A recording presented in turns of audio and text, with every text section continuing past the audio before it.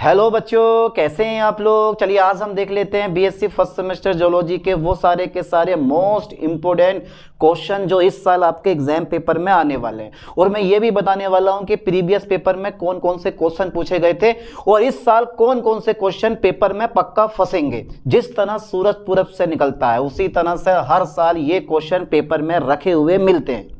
Paper का नाम तो आपको याद है, cytology genetics and infectious diseases. चलिए देख लेते हैं वो सारे कौन कौन से इंपोर्टेंट क्वेश्चन है जो इस साल आपके एग्जाम पेपर में पक्का फंसेंगे। यूनिट बाय यूनिट डिस्कस कर लेते हैं। चलिए चलिए चलिए सबसे पहले देखते हैं यूनिट फर्स्ट के, ठीक है, कुछ इंपोर्टेंट क्वेश्चन। जैसे मान लो मेरे पास पहला टॉपिक मैं लेता हूं, पहला टॉपिक, सबसे पहला टॉपिक जो मोस्ट इंपोर्टेंट है इस बार पक्का फंसेगा, प्लाज्मा मेम्ब्रेन। प्लाज्मा मेम्ब्रेन अगर नहीं पढ़ा है तो मेरी प्लेलिस्ट में जाओ बीएससी फर्स्ट सेमेस्टर जोलॉजी की, वहां जाके हर एक टॉपिक को देख सकते हो क्योंकि सारे के सारे टॉपिक इंपोर्टेंट मैंने पढ़ा रखे हैं। ठीक है, तो plasma membrane, okay okay okay sir ये तो हमसे आता है, पता ना एक जमाने पहले पढ़ लिया था। प्लाज्मा मेम्ब्रेन पढ़ रखा है, ठीक है। तो यूनिट फर्स्ट का ये पहला इंपोर्टेंट टॉपिक है, 2021-22 के पेपर में ये पूछा गया है, उसके बाद 23 में आया हुआ है ये। और इस बार भी लगभग चांसेस इसके बहुत ज्यादा है। एक लॉन्ग क्वेश्चन 25 मार्क्स दिलवा के जाएगा आपको, मानो ना मानो यही सत्य है। तो प्लाज्मा मेम्ब्रेन। दूसरे नंबर पे अगर प्लाज्मा मेम्ब्रेन किसी कारण से टला तो गोल्जी बॉडी है ना अपना, ये संभाल लेगा आपको, पढ़ा है ना, गोल्जी बॉडी, गोल्जी बॉडी, ठीक है, गोल्जी बॉडी। तो इन दोनों टॉपिक में से हर साल एक टॉपिक एग्जाम में फंसता है, ये लाइन पे ध्यान देना। अच्छा, प्रीवियस पेपर में गोल्जी बॉडी के, ठीक है, फंक्शन पूछे गए थे क्योंकि यूनिट फर्स्ट का नाम ही structure and functions of cell organelles first है। तो सिंपल सी बात है, गोल्जी बॉडी के कार्य पूछे गए थे पिछले पेपर में, आप उठा के देखना 2024-25 का पेपर, ठीक है। तो इस बार प्लाज्मा मेम्ब्रेन 100% श्योर है कि ये पेपर में फंसेगा। 100% लिख दे रहा हूं मैं इसको, 100% से कोई रोक नहीं सकता प्लाज्मा मेम्ब्रेन को। उठाओ प्लेलिस्ट और जाके देख लो प्लाज्मा मेम्ब्रेन। चलिए सर देख लिया। अच्छा, थर्ड नंबर पे, ठीक है, एंडोप्लाज्मिक रेटिकुलम ना के बराबर पूछा जाता है, एंडोप्लाज्मिक रेटिकुलम। लेकिन फिर भी यह है कि प्लाज्मा मेम्ब्रेन नहीं आया तो एंडोप्लाज्मिक रेटिकुलम है आपके पास। लेकिन ये दो टॉपिक अच्छे से तैयार करना और बाकी पढ़ना चाहो तो एंडोप्लाज्मिक, ठीक है, एंडोप्लाज्मिक मेम्ब्रेन भी आप कवर कर सकते हो, एंडोप्लाज्मिक मेम्ब्रेन। बस तीनों टॉपिक मैंने ये लिए हैं इसके, इससे ज्यादा मैं आपको बताने वाला हूं नहीं। एंडोप्लाज्मिक मेम्ब्रेन, ठीक है। अच्छा, ये तीनों टॉपिक किस यूनिट के हैं यार? ये तीनों टॉपिक हैं यूनिट फर्स्ट के। देखो, पास होना है, नंबर अच्छे लाने हैं तो बेटे पढ़ना पड़ेगा तुम्हें। ये तीनों टॉपिक यूनिट फर्स्ट के हैं, structure and function of cell organelles first. अब structure and function of cell organelles second के कुछ टॉपिक मैं लेता हूं। देखो, सबसे पहले जो चौथा टॉपिक है ना हमारा, ध्यान देना, चौथा टॉपिक जो है वो है क्रेब्स साइकिल का नाम सुना है आपने? क्रेब्स साइकिल, क्रेब्स साइकिल का नाम सुना है? अच्छा, क्रेब्स साइकिल का सेकंड नाम क्या होता है? इसको लोग छोड़ देते हैं, बोलते हैं कि यार ये एग्जाम में नहीं फंसेगा। और शॉर्ट क्वेश्चन के लिए सबसे मोस्टली इंपोर्टेंट ये क्रेब्स साइकिल होता है, जिसको आप बोलते हो सिट्रिक एसिड साइकिल। अब बताओ यार, इतने इंपोर्टेंट टॉपिक करवा रहा हूं, अब नहीं पढ़ोगे तो फिर कब पढ़ोगे? क्योंकि मंथ एक बचा है आपका और उस मंथ में आपको ये 15 से 20 टॉपिक अच्छे से कवर कर लेने हैं। जो टॉपिक बताऊंगा ना 100%, तो वो 100% ही आएगा, ठीक है। तो उसमें ये क्रेब्स साइकिल भी एक मोस्टली इंपोर्टेंट टॉपिक है। अच्छा, 5वां नंबर आप बता दो सर, कौन सा नंबर होगा 5वां नंबर? कभी नाम सुना है आपने माइटोकॉन्ड्रिया का? माइटोकॉन्ड्रिया, माइटोकॉन्ड्रिया, ठीक है, माइटोकॉन्ड्रिया। ये 100% इस साल पेपर में आएगा, यानी कि 2 लॉन्ग क्वेश्चन आपके पक्के हो गए, ठीक है। 2 लॉन्ग क्वेश्चन आपके कितने हो गए? पक्के हो गए। एक प्लाज्मा मेम्ब्रेन और एक माइटोकॉन्ड्रिया, इन दोनों को कोई रोक नहीं सकता। ये ध्यान देना, ये ध्यान देना, माइटोकॉन्ड्रिया इस साल का सबसे मोस्टली इंपोर्टेंट टॉपिक है। माइटोकॉन्ड्रिया इस साल का सबसे मोस्टली इंपोर्टेंट टॉपिक है। तो मेरे दोस्तों इस टॉपिक को मत छोड़ना, एक माइटोकॉन्ड्रिया और एक हमारा ये वाला प्लाज्मा मेम्ब्रेन, ठीक है।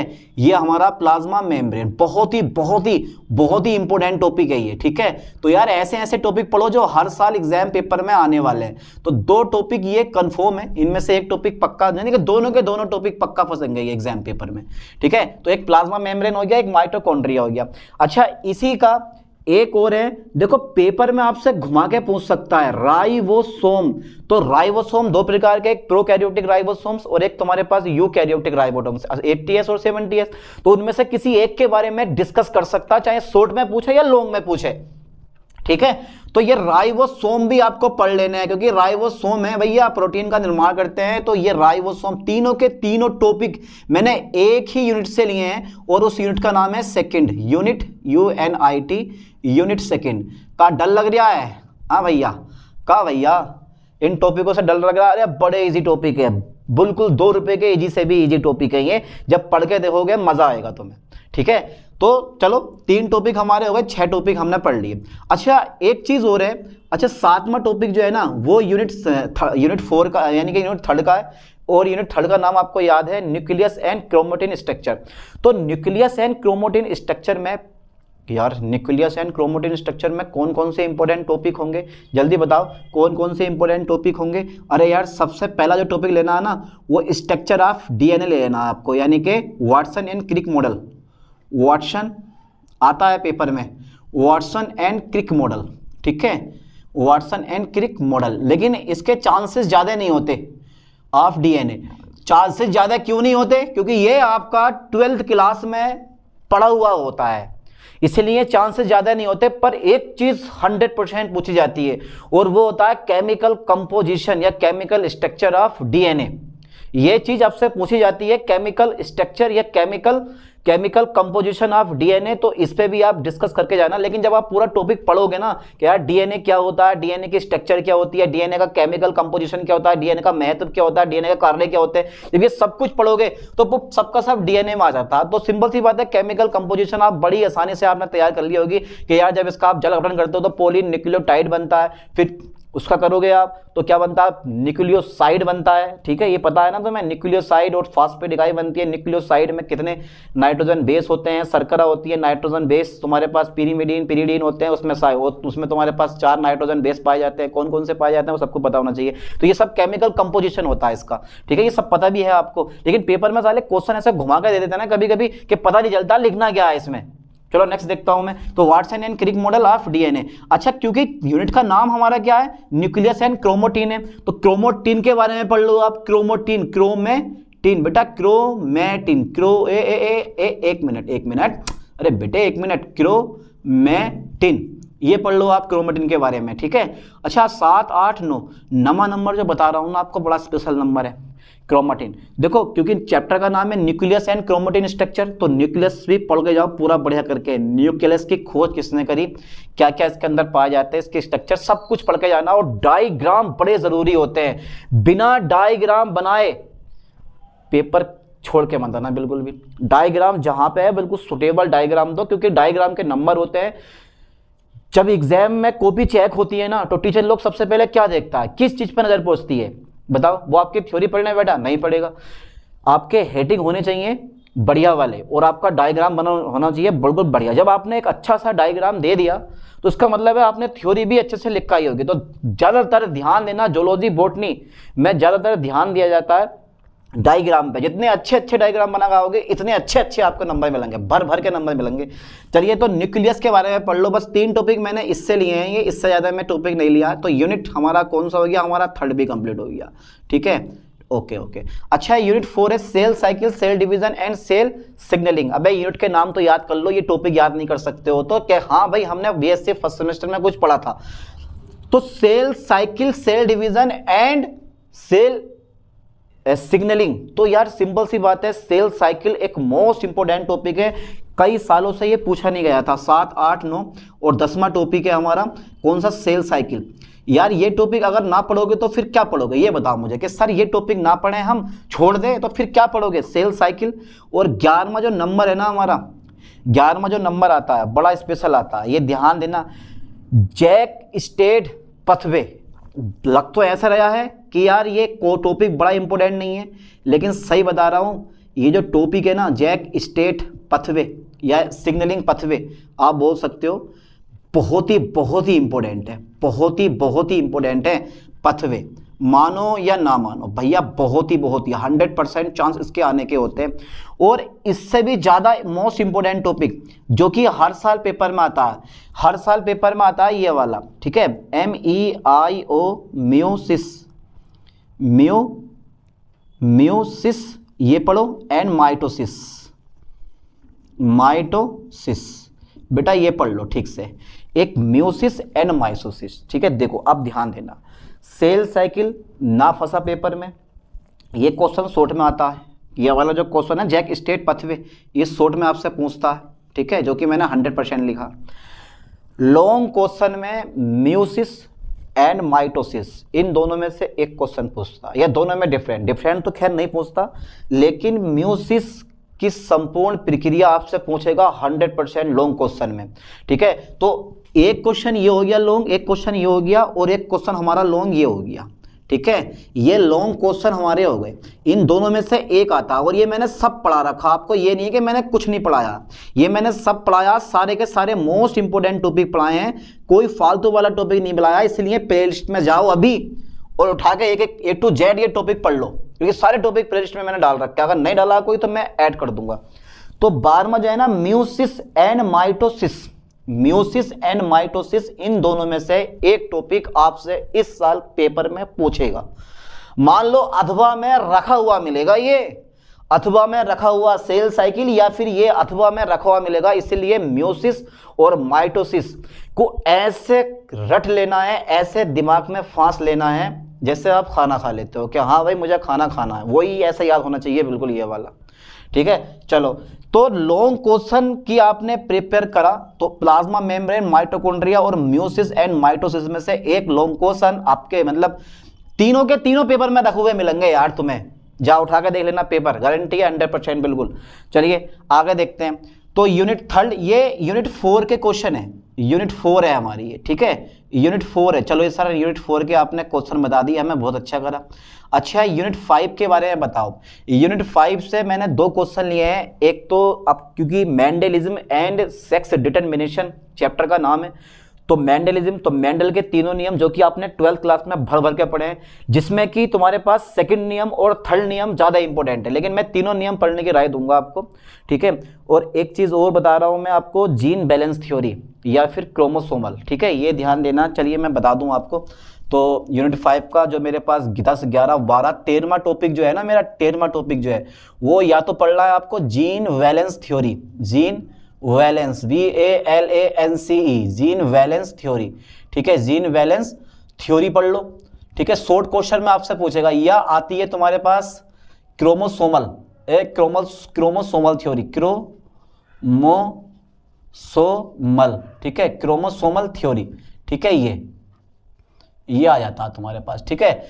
या तो आप gene balance theory, chromosomal theory, तो प्रीवियस पेपर में जीन बैलेंस थ्योरी जो है ना, पहले पेपर जितने भी हुए 21, 22, 23, 24 के, उनमें जीन बैलेंस थ्योरी अभी तक एक बार भी नहीं पूछी गई है, लेकिन क्रोमोसोमल थ्योरी ये आपसे कई बार पूछी गई है, ठीक है, ये ध्यान देना, ये आपसे कई बार पूछी गई है क्रोमोसोमल थ्योरी।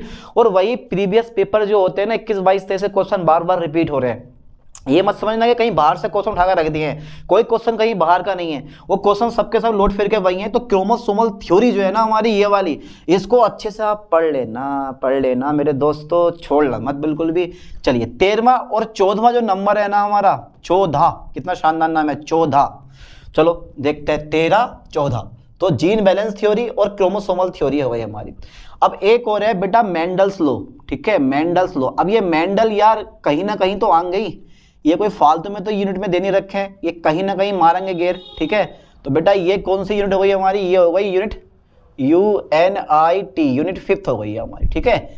अच्छे से तैयार करो, कौन सी यूनिट हो गई हमारी, ये 5th यूनिट हो गई, ठीक है सर, यूनिट 5th हो गई, हो गया कंप्लीटली राइट, मजा आया पढ़ने में, समझने में।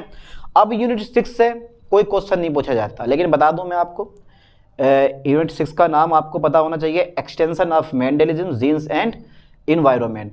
लेकिन फिर भी यह है कि अगर आप चाहो तो हीमोफीलिया की वंशागति कैसे होती है, वर्णलानता की वंशागति कैसे होती है, ठीक है, या फिर ब्लड ग्रुप की वंशागति कैसे होती है, ब्लड ग्रुप तो पढ़ रखे हैं आपने, ठीक है, A positive A negative, O positive O negative, A B positive A B negative. अरे यार यही तो होते हैं ब्लड ग्रुप।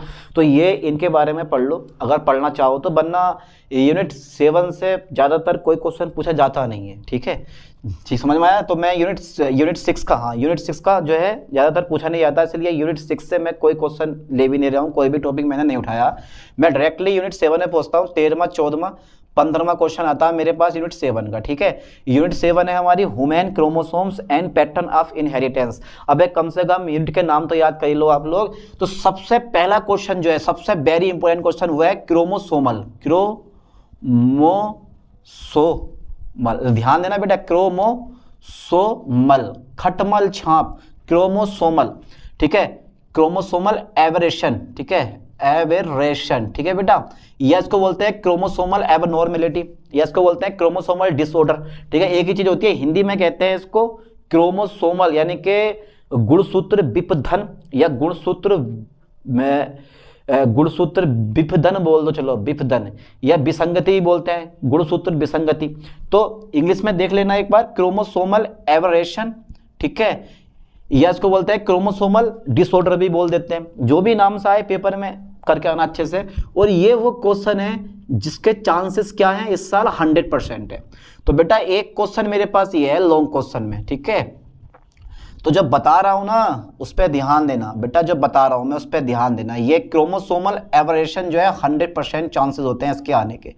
सोच रहे होगे यार सर इतना इंपॉर्टेंट क्वेश्चन कब से बन गया ये क्रोमोसोमल एबरेशन। अरे भैया ये क्वेश्चन ही इतना इंपॉर्टेंट है यार, अगर ये यूनिट 7 से नहीं आएगा तो फिर क्या आएगा ये बताओ मुझे। ये सबसे ज़्यादा इंपॉर्टेंट क्वेश्चन होता है।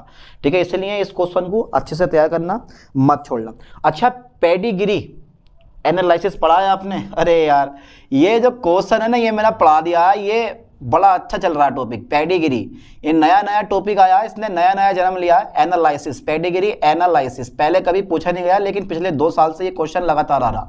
Pedigree analysis, pedigree analysis. और लास्ट में क्रोमोसोमल सिंड्रोम। क्रोमोसोमल सिंड्रोम के बारे में आपको पता है? क्या पता है सर? अरे डाउन सिंड्रोम पढ़ा आपने, टर्नर सिंड्रोम पढ़ा आपने, ये सब क्या है? क्रोमोसोमल सिंड्रोम है। इनमें से कोई भी एक पूछ सकता है या डायरेक्टली बोल देगा आपको क्रोमोसोमल सिंड्रोम।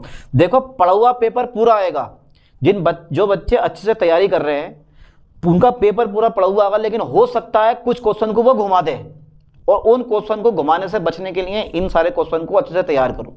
ठीक है, चलिए तो पेडिग्री एनालिसिस। और एक क्वेश्चन नंबर 17वां है हमारा छोटा सा, और क्वेश्चन नंबर 17वां जो है वो है, और होना काफी नहीं होता है। ठीक है, क्रोमोसोमल सिंड्रोम, क्रोमोसोमल, ध्यान देना, क्रोमोसोमल, ठीक है, सिंड्रोम। ठीक है, क्रोमोसोमल सिंड्रोम। ठीक है बेटा, तो मैंने क्या बताया, इसमें डाउन सिंड्रोम, टर्नर सिंड्रोम, जो भी सिंड्रोम है वो आ जाते हैं। ठीक है, तो ये 3 टॉपिक जो है ना मेरे, ये 3 टॉपिक, ये वाले 3 टॉपिक भाई वो यूनिट 7 के हैं। यूनिट 6 का मैंने कोई टॉपिक ही नहीं लिया, जब ना आता तो क्या करूं बताओ। ठीक है, ये यूनिट 7 के टॉपिक हैं। ठीक है, अच्छा टॉपिक नंबर 58, यानी कि 18वां टॉपिक आ जाता है हमारा, ध्यान देना। देखो बैक्टीरियोफेज आपने बायोलॉजी में पढ़ रखा, विषाणु आपने एक मिनट थोड़ी सांस ले लो यार, थोड़ी सांस तो ले लो। आपने बैक्टीरियोफेज आपने बॉटनी में पढ़ रखा है, बताओ पढ़ा है या नहीं पढ़ा है? पहली यूनिट में। दूसरा नंबर आपने जीवाणु की संरचना पढ़ रखी है, बॉटनी में पढ़ी है नहीं पढ़ी है? तीसरा नंबर आपने विषाणु क्या होते हैं, विषाणु की संरचना पढ़ रखी है बॉटनी में। तो ये टॉपिक जो है आपके बॉटनी के तैयार हैं। अगर मान लो इनमें से कोई टॉपिक एग्जाम में आता है तो बॉटनी वाला उठा के छाप देना। ठीक है, तो वैसे भी क्योंकि आप बॉटनी है तो बॉटनी के हिसाब से बॉटनी का देगा, इसमें से ना के बराबर पूछता है, लेकिन फिलहाल ये है, बस यही है। 3 टॉपिक बता रहा हूँ, तीनों टॉपिक में से एक टॉपिक पक्का फंसने वाला है। आपको पहले ट्रिपेनोसोमा पढ़ लेना है, प्लाज्मोडियम पढ़ लेना है, और बुचेरेरिया पढ़ लेना है। ठीक है, तो सबसे मोस्टली टॉपिक है ट्रिपेनोसोमा, ट्रिपेनोसोमा। अब तुम सोच रहे होगे इसमें पढ़ना क्या है?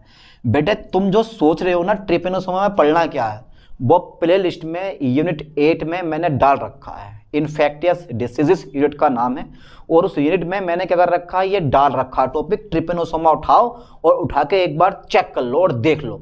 ठीक है, चलिए अच्छा ट्रिपेनोसोमा हो गया। अभी इसके चांसेस 100% नहीं है, लेकिन जब मैं 19वां टॉपिक ले रहा हूं ना, ये प्लाज्मोडियम, ये वाला जो टॉपिक है प्लाज्मोडियम, एक लॉन्ग क्वेश्चन में इसके चांसेस जो है ना वो 100% है, इसका कोई रोक नहीं सकता। इसके चांसेस जो है ना बेटा वो 100% है। ठीक है, ये लाइन पे ध्यान देना। Okay sir, okay okay okay okay. ये प्लाज्मोडियम के चांसेस कैसे हैं? बिल्कुल 100% है। तो 19 में का प्लाज्मोडियम है हमारा एक। ठीक है, इसको पढ़ लेना पूरा 100%, इसे कोई रोक नहीं सकता। और 20वां है बुचेरियाई। आप जिस यूनिवर्सिटी के हो, आप जिस भी यूनिवर्सिटीज के पेपर देने वाले हो, चाहे वो DDU हो या CCU हो या सहारनपुर यूनिवर्सिटी हो या तुम्हारे पास MJPRE हो या लखनऊ यूनिवर्सिटी हो, कानपुर यूनिवर्सिटी हो, बुंदेलखंड यूनिवर्सिटी हो, जिस यूनिवर्सिटी में भी आप एग्जाम दे रहे हो, उठा के देख लेना पेपर जो आएगा। अगर ये सारे क्वेश्चन ना मिला तो मुझे कमेंट कर देना सर इसमें से ये 2 क्वेश्चन जो है नहीं मिल पाए। टोटल क्वेश्चन पढ़ा हुआ मिलेगा। ठीक है, इतना सटीक पेपर है ये। तो बुचेरेरिया। ठीक है, इनमें पढ़ना क्या है? ये प्लाज्मोडियम 100% है। पढ़ना क्या? अबे इनकी लाइफ साइकिल पढ़नी है, इनकी संरचना पढ़नी है, ये क्या होते हैं, ये सब के सब तैयार करो। ट्रिपेनोसोमा, प्लाज्मोडियम और बुचेरेरिया। ठीक है, जिसकी वजह से हाथी पांव रोग भी बोलते हैं, इसको हाथी पांव रोग होता है, बुचेरेरिया। ठीक है, लाइन पे ध्यान देना। कितने टॉपिक हो गए? 20 टॉपिक से मैं आगे बढ़ने वाला बिल्कुल नहीं हूं। 20 टॉपिक मस्त तरीके से तैयार करो, प्ले लिस्ट में जाओ। और इसको मैं लिख दे रहा हूं कि ये जो यूनिट है ना, 3 टॉपिक हमारे यूनिट किसके हैं? ये यूनिट 8 के हैं। ये UNIT यूनिट 8 के हैं ये तीनों टॉपिक। ठीक है बेटा, तो यूनिट 6 से मैंने कोई टॉपिक नहीं लिया, सिंपल सी बात है, क्योंकि उसका कोई टॉपिक आता भी नहीं है। आता तो ब्लड ग्रुप वाला पकड़ लेना। तो 20 क्वेश्चन ज्यादा हो गए BSc फर्स्ट सेमेस्टर में, 20 क्वेश्चन ज्यादा हो गए। ये 20 क्वेश्चन अच्छे से तैयार कर लो, और यही तैयार कर लो, यही एग्जाम पेपर में आने वाले हैं। इसके अलावा कुछ नहीं पढ़ना है, कुछ टॉपिक तैयार नहीं करना है। ठीक है, तो आई होप कि ये टॉपिक आप अच्छे से तैयार कर लोगे। चलिए मिलते हैं नेक्स्ट वीडियो में नेक्स्ट लेक्चर के साथ। थैंक्स।